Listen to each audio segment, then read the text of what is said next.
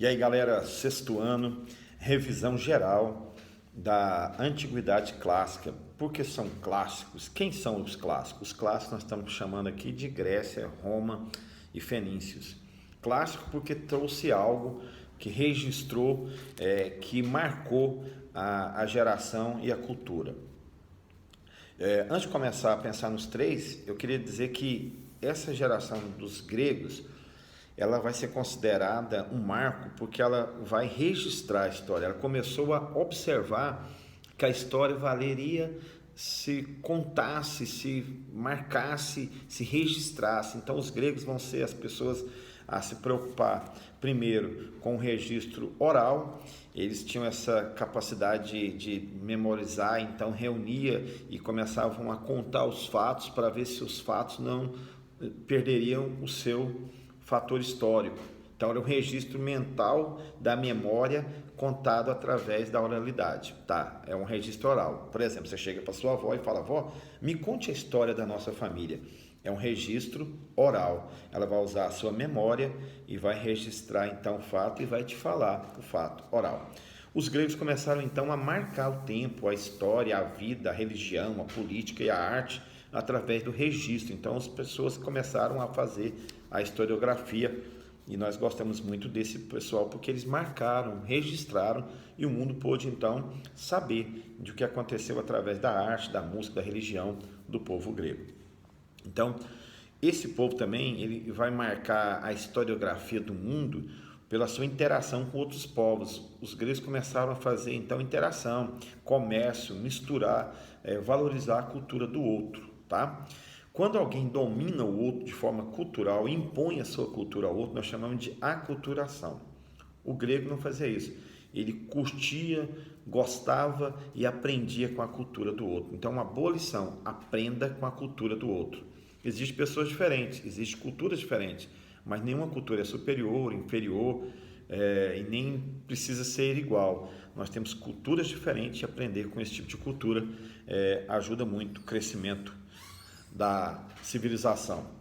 Então, aqui vai nascer a gênese da cidade. O que é a gênese da cidade? A origem da cidade. Não tem na Bíblia o livro do Gênesis, a origem no mundo? Aqui é a origem das cidades. E começa então na cidade que nós vamos chamar de polis. O grego então estabelece essa ideia de polis, né, de estado e de povo. Então, da Grécia nasce o conceito de cidade, o conceito de estado, o conceito de povo, e assim nós vamos seguir. É importante, bem no início do capítulo, o autor destaca aí os Jogos Olímpicos, né? A cerimônia, como é que era, a abertura dos Jogos. Lembra que os Jogos são homenagem aos deuses, principalmente a Zeus, né? E tem todo um significado, aquele fogo olímpico. Aquele fogo era transmitido de cidade em cidade na Grécia. Significava a presença dos deuses, a bênção dos deuses sobre a cidade. Então hoje, quando você vai ver os Jogos Olímpicos, tem também essa questão de acender a tocha e sair de cidade em cidade, não é? Os Jogos Olímpicos que foram interrompidos esse ano, que era para acontecer esse ano, não vai acontecer, não ocorrerão esse ano, vão ficar para o ano que vem.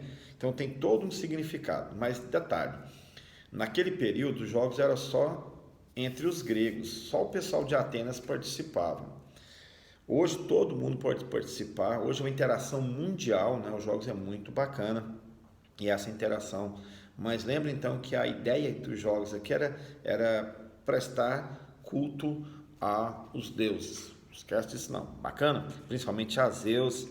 E esses deuses também, como é que essa história chegou?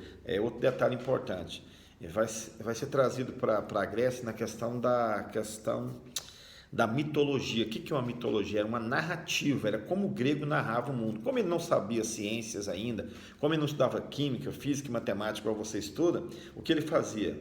Ele achava. E como ele achava, ele falava para outras pessoas e isso era a explicação dele do mundo. Por exemplo, por que está chovendo hoje? Zeus está triste com a terra, está punindo a terra. Então, alguém contava, Zeus está punindo a terra. Como é que a gente faz para ele parar de punir a terra? Vamos fazer um monte de verduras, fazer um altar e colocar no altar para Zeus. Aí parava a chuva e eles falavam, tá vendo? Ó, toda vez que estiver chovendo, a gente apresenta a ele uma oferenda, uma oferta, um culto, e ele para de punir a gente. E os jogos eram exatamente isso, fazer homenagem para Zeus ficar feliz com a terra e abençoar o povo grego. A influência grega, então, vai construir a democracia, o conceito de democracia. Por que democracia? A primeira vez que você vai ver um povo que não vai estar baseado apenas no rei. A política vai ser baseada no comando, na conversa, na divisão de tarefas. Então, o grego vai ser responsável pela questão da democracia. Lembrando que democracia é uma origem política popular, só que em Atenas, mulher era excluída, pobre era excluído, estrangeiro era excluído e escravo era excluído, e velhos também excluído, e quem tinha menos de 18 também era excluído da participação da política. Quem participa da política, homem, mais 18, rico, ateniense, não escravo. Bacana? Professor, a mulher excluída não só da política, de todo o movimento social. Mulher era considerada um objeto. Tanto é que você vai falar de sociedade patriarcal, que veio da ideia grega, né, de sociedade. A sociedade patriarcal grega e romana, a mulher era um objeto da família, a mulher era objeto do pai. Nasceu na casa do pai, então ela é objeto do pai. Casando, ela se torna objeto do marido. Mulher que não casava era indigna de viver. Não é? Quando nasce uma mulher em Atenas, era dia de tristeza. Os gregos se reuniam para chorar porque nasceu uma mulher. Quando nasce um homem, é dia de festa. Eles faziam festa porque nasceu um varão, um homem. Sociedade preconceituosa. Você diz que ensina muita coisa para a gente, inclusive isso, não ser preconceituoso, né? Não ser preconceituoso. Política, então, vai nascer a cidade, a polis. A polis era o centro da cidade. Então, como é que é isso, professor? Polis é um conceito de sociedade organizada. A cidade, então, era organizada de forma independente. Como é que é isso? Cada cidade grega é independente. É uma cidade grega, tem a mesma língua, tem a mesma cultura, tem os mesmos deuses. Só que cada cidade independente tem seu próprio rei, e o próprio rei não precisa se comunicar com outro rei, não precisa ajudar o outro rei. Então são cidades-estados, cidades independentes uma da outra. Então vamos fazer aqui uma estrutura grega, é assim, você tem a polis, que é a cidade. No centro da cidade você tem uma praça chamada Ágora, onde o debate acontece. Daí a importância da filosofia. O que é filosofia? Filos, são duas palavras, filos, mas a Sofia é o amigo do saber, né? Filos é amigo e Sofia é a deusa grega do saber. Então, quem é amigo da deusa do saber é a filosofia, né? Faz filosofia, é um pensador. E para que eles usavam a filosofia? Para aprender matemática, para aprender a língua, para aprender a oralidade, o discurso, o debate, a política. Então, era fundamental ser da filosofia, estudar filosofia. Quem estudava filosofia? Só a elite, só os homens ricos, mais de 18, não velhos, não estrangeiros e não escravos. Daí essa ideia de filosofia é só para cara intelectual. Não, filosofia é pensar. Todo ser humano pode pensar, inclusive eu e você. Nós somos pensadores. Se nós somos pensadores, nós podemos produzir filosofias, podemos produzir pensamento e ciências, tá? Inclusive, eu sempre começo a minha aula com o famoso pare e pense, porque eu acho que todo mundo tem que parar, pensar e discutir e criar conceitos e entender por que está fazendo as coisas ou por que deixou de fazer as coisas.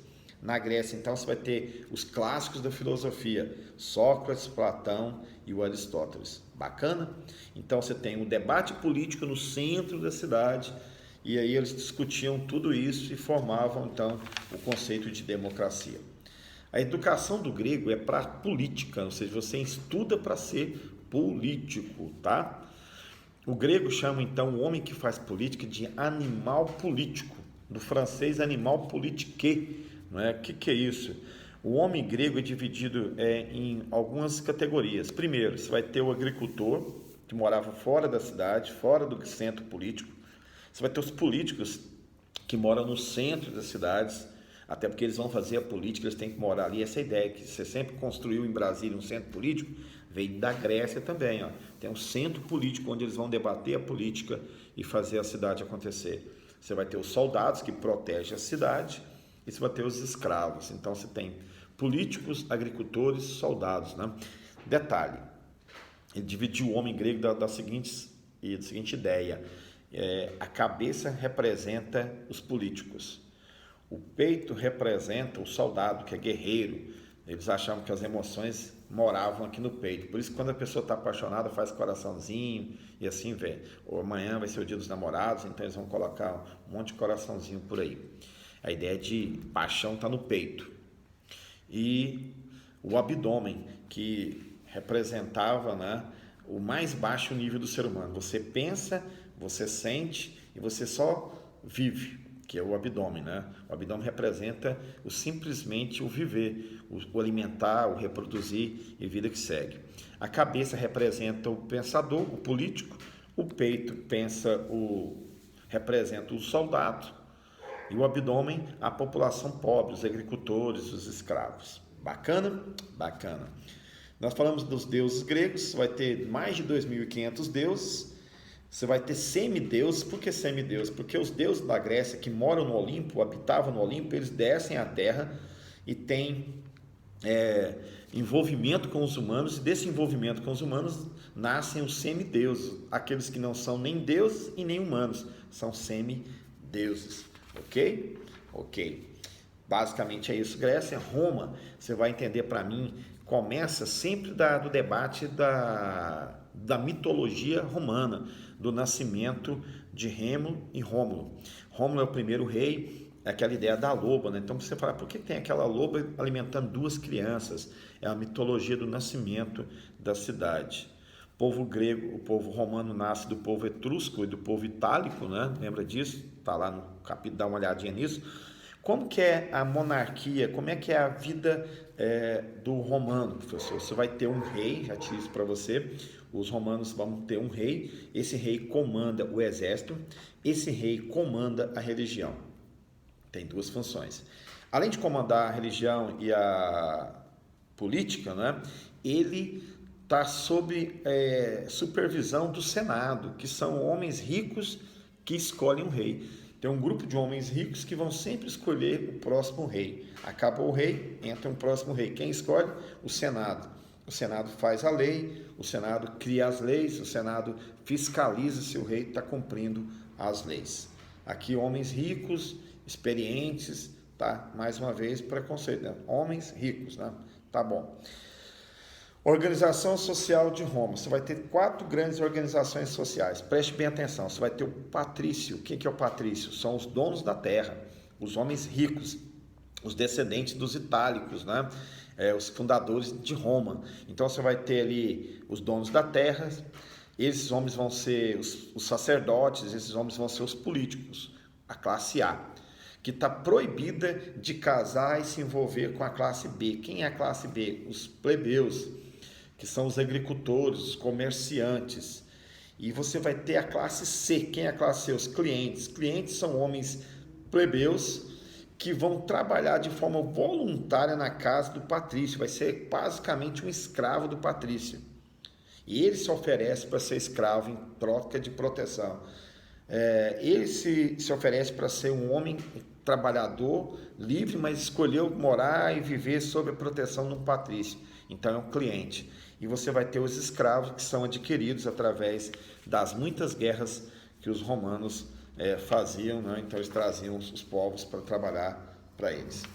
E fechando o raciocínio, você vai ter então os fenícios, que é o atual Líbano, né? Qual que é a vocação dos fenícios? O que traz de cultural dos fenícios para a gente? Primeiro, você vai lembrar da vocação para o mar. Por que vocação para o mar? Porque eles moravam numa terra que tinha uma geografia péssima, essa geografia não ajudava a produção de alimentos, mas uma geografia que tinha portos que liberavam o acesso para o mundo todo. Então, a Europa toda, o mundo todo. Então, o pessoal vai correr através dos portos naturais que eles tinham. Então, é um povo da vocação para o mar, vocação que vai nascer uma segunda vocação, que é o comércio. Viajando de portos em portos, mar a mar, oceanos a oceanos, eles faziam comércio, compravam material de um, vendia para outro, e então o povo do Líbano, o povo fenício, é responsável por a visão comercial mundial, intercâmbio comercial mundial, né? Vendiam e compravam. Eles partem da sua madeira, o cedro do Líbano, que é famoso, e vão criar redes comerciais, acharam um grande negócio. A importância do pessoal do Líbano para os dias atuais. São homens, né, que inventaram o alfabeto. Então, o mundo todo pode se comunicar. Para comunicar, para vender, para colocar peso, medida, forma, eles tinham que inventar a escrita e criar, então, o alfabeto, que é super utilizado hoje na nossa comunicação. Galera, fique em paz, fique em casa, fique bem.